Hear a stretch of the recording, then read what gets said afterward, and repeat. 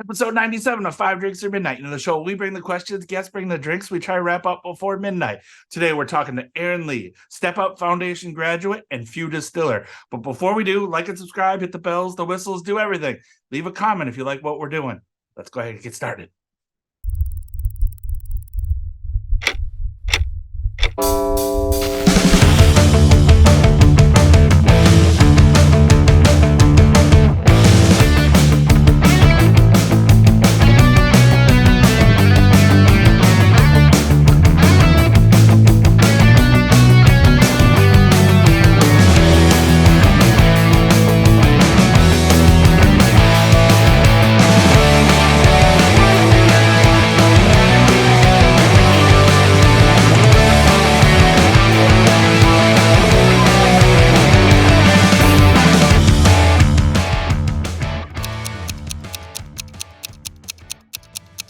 Boom. Erin, thank you so much for joining us. Five Drinks or Midnight. Five drinks, five questions. Midnight, whatever comes first. Thank you for doing the show. It's been a long time. And again, we're so proud of you. So thank you for agreeing to do the show. How are you doing today? I'm doing good. Excellent. I'm just glad to be hanging out with you. Yeah, same. It's been we've been following you, and it's been a whirlwind of a year, and we're Yeah. like I said, we're just so proud of you and like the shit that you've done, and it's crazy, and the group is just it just is amazing to watch your journey. So thank you for again agreeing to do the show. I guess the first question is, what are we drinking first? All right. First on the list is the Good Deeds Malt Whiskey. This is it has a lot to do with my origin story. So I saw this bottle of whiskey on Whiskey Wednesdays, of course, and then I was like, what the heck is that bottle of whiskey like? And how come like 10 distilleries are collaborating together? Like that's not normal. So I was like, what is it all about? So I saw that they were working together for a nonprofit called STEPUP.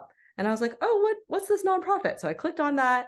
And then when I was looking at it, it was to help people in the industry or break into the industry who come from underrepresented backgrounds. So I was just like, oh my gosh, that's me. Should I apply for this?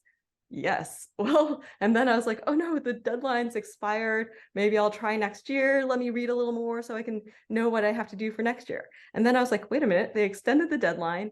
And so without thinking too hard about it, I was just like, okay, I'm going to write an application, put it in and see what happens. And next thing I know, I get a phone call that I've been selected to be one of the first 2 interns in this program created by the American Craft Spirits Association.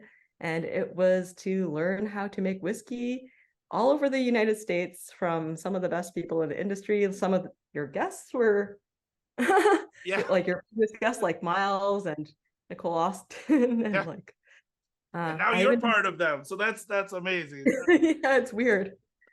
I even had like a mini PR lesson with Alexandra Clow. Oh, nice. Yeah, that's amazing. Well, I guess first, cheers. Cheers. And I have my Whiskey Wednesday glass. Thank you so much. And like every time I revisit this whiskey, I feel like it just gets better. It's got so many, because again, what is it? It's like 10 kind of different distilleries that all came together to create like a super blend. Is that yeah? So it's like all of these small producers from this group of people called Good Guys came together and decided during COVID that they wanted to do something to change the industry, and that like it shouldn't be just people who look like them. And they took active action by like donating all of this whiskey. All the glassware that was used in this was donated, the corks were donated, and they came together as friends to hang out and create a super blend of whiskey that is delicious. And it just gets better and more complex over time. And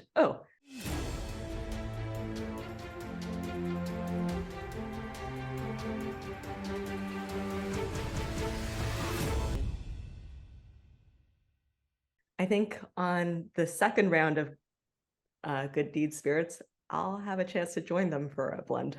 Nice. That's awesome. Yeah. I'm really That's excited so about it. cool. Is that because well, I mean, we're already we kind of already just jumped right into it, and again, I appreciate you knowing the format of the show because you're like, all right, my origin story is, and you're like, boom. Yeah. So, like, question one, I guess, from fashion industry to tea som to distiller. I Yeah. mean, geez, like, how has the year been? Like, again, like, can you talk about your whole process? Like I guess more like you covered the distillery part, but like I mean, going from the fashion world to becoming a tea som to now a distiller. So, like, can you tell us a little bit more about your journey? Yeah. So for sure.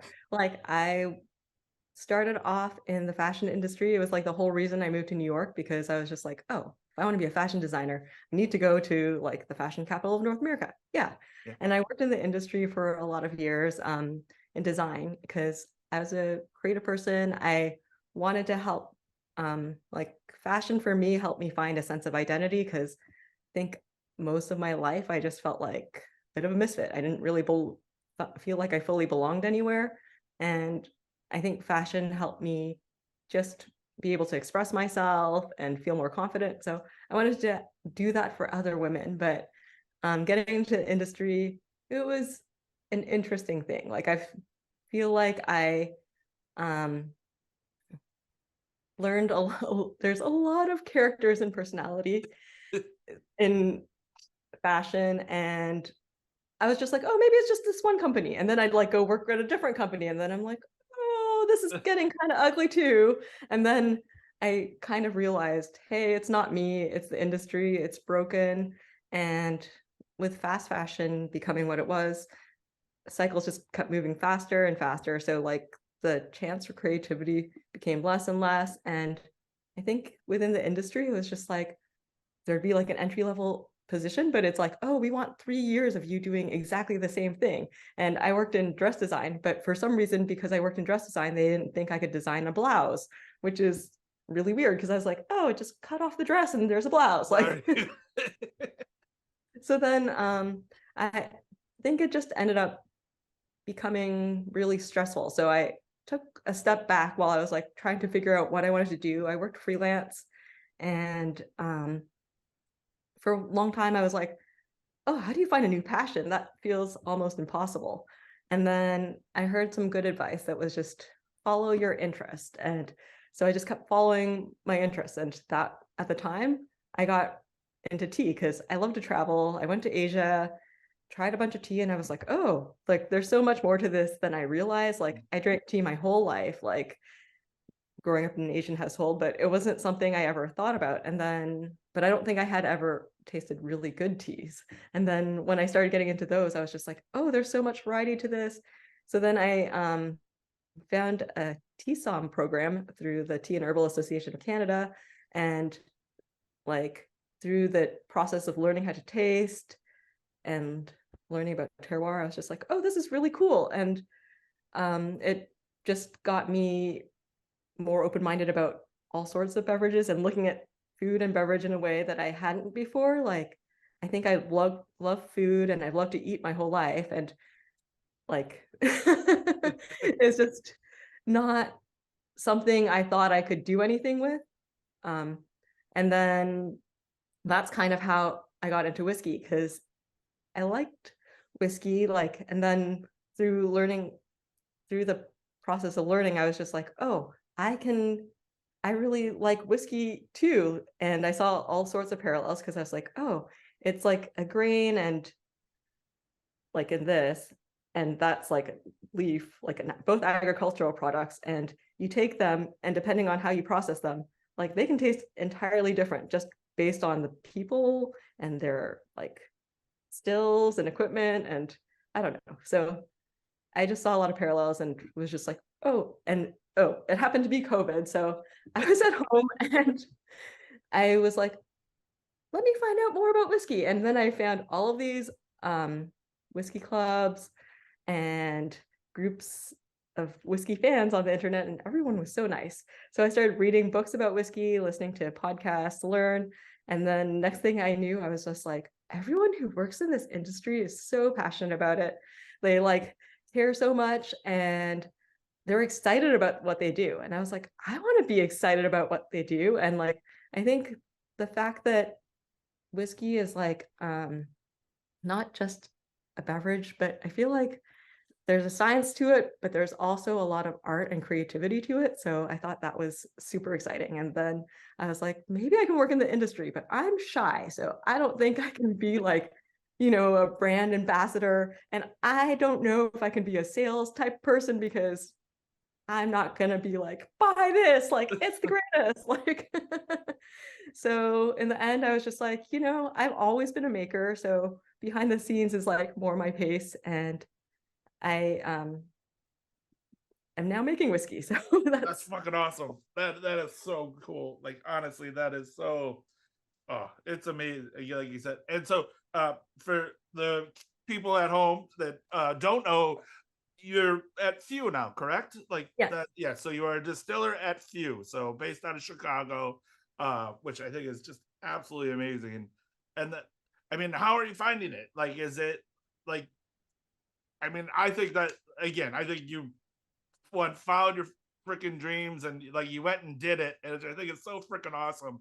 I wish I was smart enough to actually be able to be a distiller because I'm not, but I just think that you probably could do it. I don't think so. I'm really bad at math and science, so I would be the one blowing up the still. So like that would be but yeah, just like at the beginning there was like so much to learn because like even though I spent a year training at different places, like some of it was hands-on and some of it was more hands-off. So like it was just like, okay, I'm observing what they're doing. And it's like one thing to like, watch how whiskey's made because I just felt like I was on some like behind the scenes super extended whiskey tour. But then like it's another to like actually go into the space and lift like 2,000 pounds of grain a day and making the get mash and make sure you don't forget to put in some enzymes or else you could have some like giant pile of grits, like like you said, like the fashion industry has some very strange characters. The whiskey world has some very strange characters, and also very passionate about things.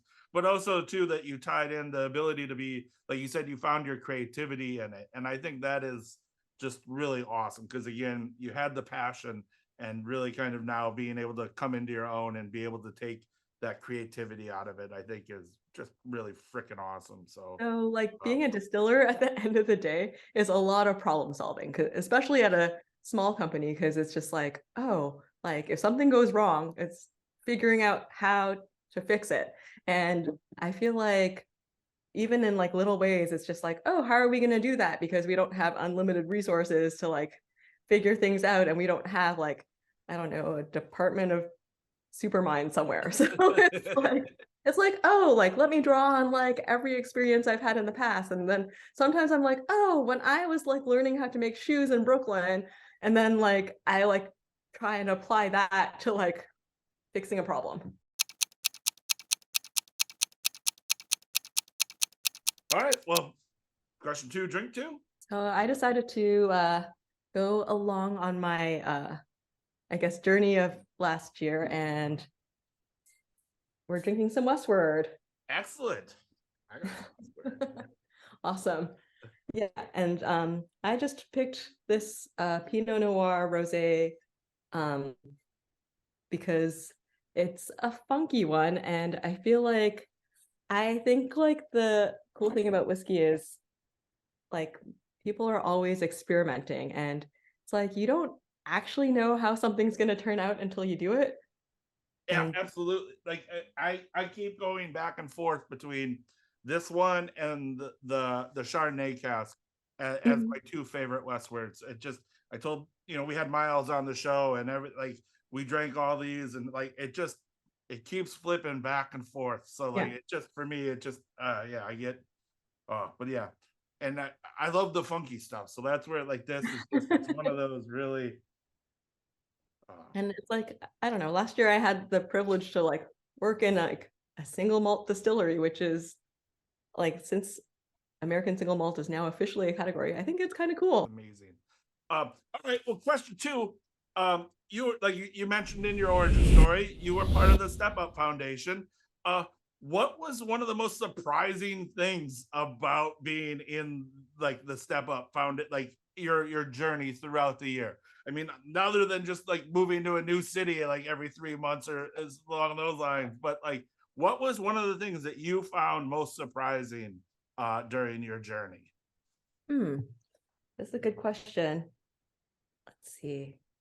I think it was, I think at the end, like, because I always thought of myself as someone who likes to travel. I guess I'm a little bit adventurous, and at the end I was just like, oh my gosh, I just want to like set. So I think that's surprising about me. I don't know, I was just like, I just want to plant some roots, and now I'm like literally planting all of these plants. Like I'm just like, I am so tired of like not knowing where anything is. Like I was like, anytime I like left the house I had to Google it, because it's just like, I lived in the same neighborhood in Brooklyn for like years, so it's just like I didn't even have to think. It's like muscle memory, like, oh, I want to go anywhere in New York, I like hop on the subway and not think about it. But then like I just found myself in all of these places that I never expected to live. I think for one, like I think,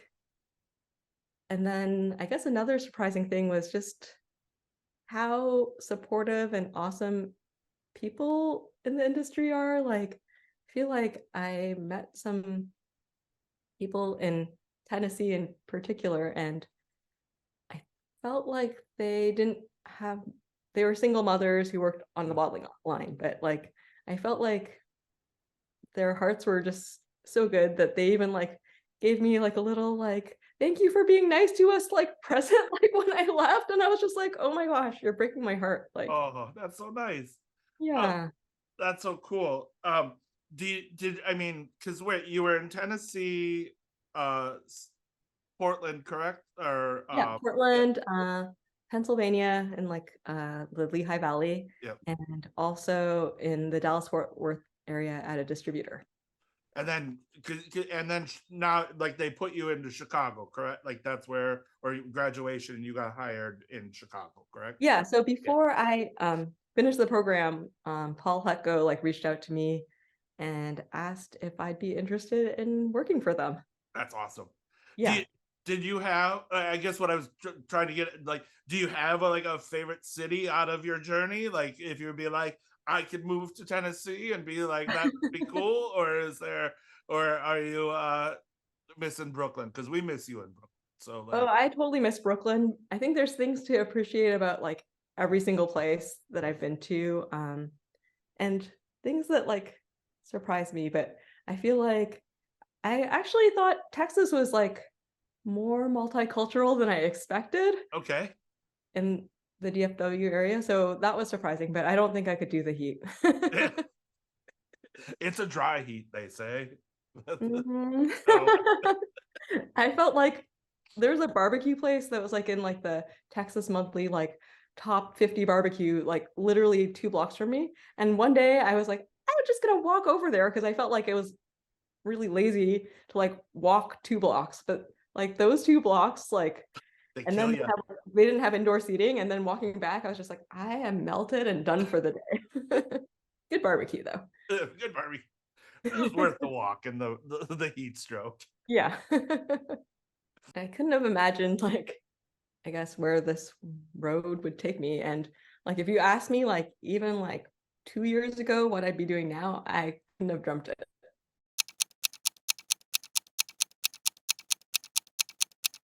But all right, well, drink three, question three. Yes. All right. What are we drinking? So we are drinking the 8 Oaks port rye whiskey. Excellent.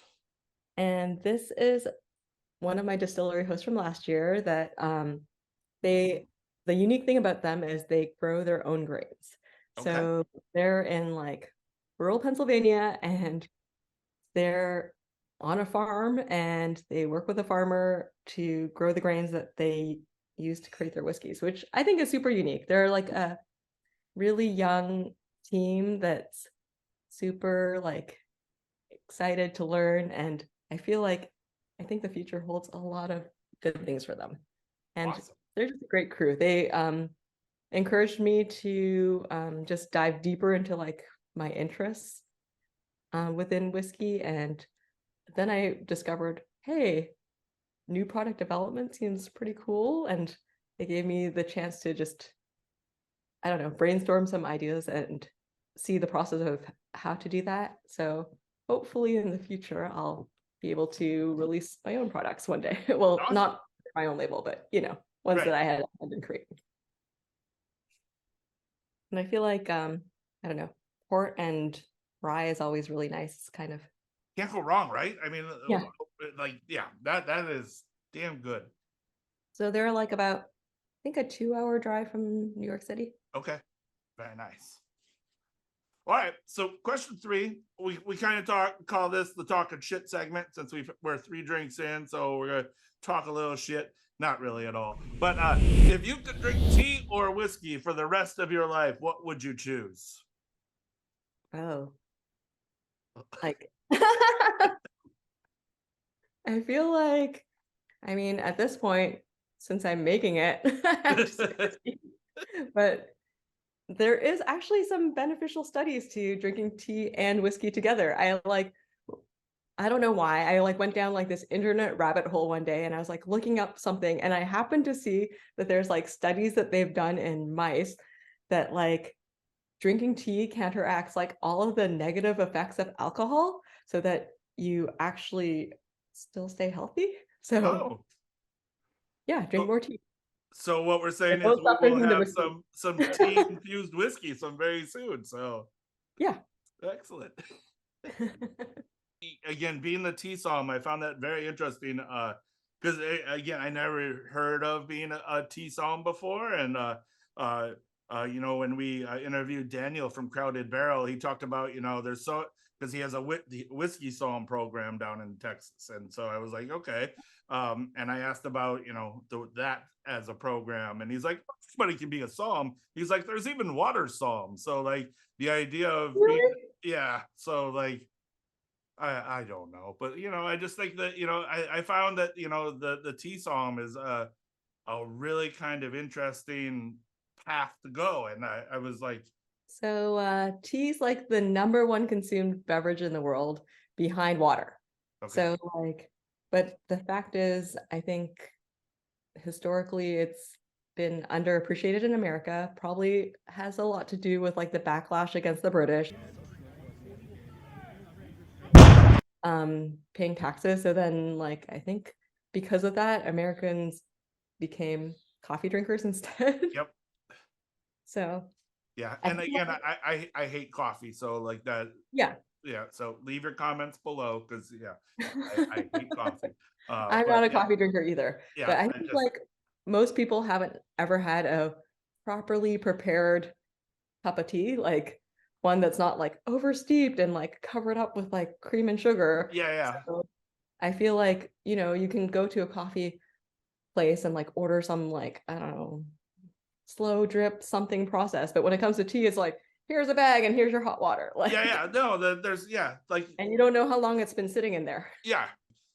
What was the process of like becoming the tea psalm like? Okay, so it was like there's 8 modules of study. It took me about 2 years to complete because I just kept doing like one course at a time. And then, so every module, like there's like a like a multiple quiz test, some blind cupping, like where you taste some of the teas and have to identify them, as well as a project. And then when I finished all of them, I had to do like this blind cupping where in order to pass, like in order to pass, you had to get at least 75% accurate. Okay. I was super nervous. So I was like, especially because like some of the teas, I was like, oh, these are so easy to identify, no problem. But like between the types of black tea, I was like, oh, can I identify a black tea from Sri Lanka versus a black tea from India? And if I do know it's from India, can I identify which region it's from within India? But I ended up passing with like 95% out of 100. So Damn. All right. proud of myself on that. And then there was like other parts, like another massive multiple choice quiz test and presentation that I had to do, as well as just I don't know, I think they picked a random question that I knew that there would be amongst like, I don't know, 10 or 20 topics. And then they were just like, here's the question you get. And now you had to present on this topic. Like, Like you said with the study. So like, have you started playing around, or is it just kind of like a dream of like the tea and the whiskey combination kind of thing? Or is there something really to that? Like, I feel like, well, I think the cool thing about it is Few actually already does some tea experiments, and that's kind of why I was like, oh, they're open to things, because like they used oolong tea as the proofing water for their Eight Immortals whiskey, and I was just like, oh, they're willing to do different things. Like maybe like it's a company that I can work for. nice. Well, again, see, we didn't talk that much shit. So question 3 was super easy. So question 4, drink 4. What are we drinking? So we're drinking a good one. It's a collaboration between Leopold Brothers and George Dickel. It's the 3-chamber rye was used with Dickel's own distilled rye to create a really beautiful whiskey that's way too easy to drink. It's one of my favorites. I met Nicole at an event that she was having in Brooklyn, and they were celebrating that, and drank that, and then we did Nicole did the show, and I was like, well, fuck, like this is just absolutely amazing, and just we drank so much of it. And she was like, yeah, both Todd and I agree that this is way better than our whiskeys alone. So, and I was like, well, I'm not going to fight you on it because, you said it, but yeah, like it's damn freaking good. It is way better. Like it is just and it's like the magic of blending. Like I feel like blending in the US is like super underappreciated, and I just feel like it's not a dirty word. It's like you can make product that's already good like even better, and I don't know, it's magic. This leads perfectly into question 4, which again, I mean, what's next for you? Like, do you have interest in going into blending? Like, I know you just got into distilling, but like, you talked about maybe one day releasing your own bottle for a company. Like, I guess, Erin, what's your goals? Like, what do you want to do when you grow up? I feel like right now I am loving being part of an awesome team. I feel like it all starts at production. So I thought that I should get like a really solid production base in order to I don't know, grow into other things. And I feel like I'm still learning like what it is to work in whiskey. So, but before I got into all of this, I definitely had ambitions to be a master blender one day, and that's still in the back of my mind. No, that's awesome because again, so many people. We just had Devin on the show too from American Mash and Grain, and again, he released his Borrow Page Volume 2, and they're blending, and like Miles switched his title over to Master Blender, and Nicole is now going by Blender instead of Distiller, and I think that. Do you think that because like you said, American, for some reason we find that word dirty, but like everybody does it overseas, Japan, like Scotch. Like I think blended, people have this like idea that like you're making the whiskey unpure by blending it, but it's just like everything, like even if it's like says it's single malt, it's a blended product, you know? And that's how you ensure consistency, that's how you ensure quality. Like if there's something wrong with the whiskey, it's like, oh, maybe we shouldn't put very much of that in the blend, or maybe we don't put it in altogether. Like if everything was single cask all the time, like I don't think you'd have any products on the shelf because there wouldn't just be enough. Like that like this one. And I think this one, the Leopold Brothers and Dickel, is just it's absolutely freaking amazing. And It doesn't feel like a rye. It's so, yeah. It's beautiful. It's like floral. It's like sparkles in your mouth a bit. All right. Whiskey. Yeah. So I guess what are we drinking? So for the final whiskey, it's Few Spirits, since I work there, and Serial Killer Rye, which is like this awesome new experimental whiskey. It was only available in the Chicagoland area, unfortunately, but it's amazing. So I hope we're going to be making more. But we use koji. So koji, it's like this mold that they use in Japanese like sake making and stuff that saccharify like grain. So it basically takes like complex starches and breaks them down into sugars that the yeast can eat. But it is really delicious. It's an amazing rye. Awesome. Excited. Yeah. And also good thumbnail presentation. So that will be our thumbnail of you doing the whole bottle. Like earthy and fruity and delicious. It's so, it's damn good. Oh. And it sucks that it's only available in Chicago. So again, people in Chicago, see it on the shelves, pick it up. I'm sure there's some bottles hidden somewhere, but yes. Yeah, there's only like 4 tiny little barrels of this first run, but there's more coming in the future. All right. Well, our 5th and final question comes down to the flip of the Whiskey Wednesday coin. You can flip it, you can spin it, you can do whatever you want. You don't have to answer. The coin will give us the answer. But yeah, so it just... Your new coins are beautiful, by the way. Oh, thank you very much. Yep.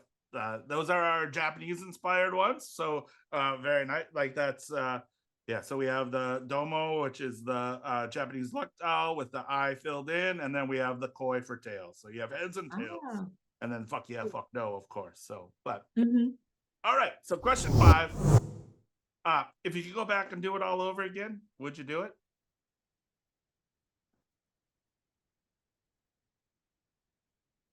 Fuck yeah. Fuck yeah. Damn right. Yeah. Well, at least it was more important that we knew the answer was fuck yeah. I just want to make sure that the coin was actually synchronized to you, so they gave us the right answer. So like the Whiskey Wednesday coin knows all. Yes. It will lead you in the right direction. So for sure. Erin, that's 5 drinks down, 5 questions answered. Thank you so much for joining us. Again, we are so proud and so happy for you. Until we can drink again, cheers to you. And cheers. Hopefully we'll drink together very soon. So thank you. Yeah.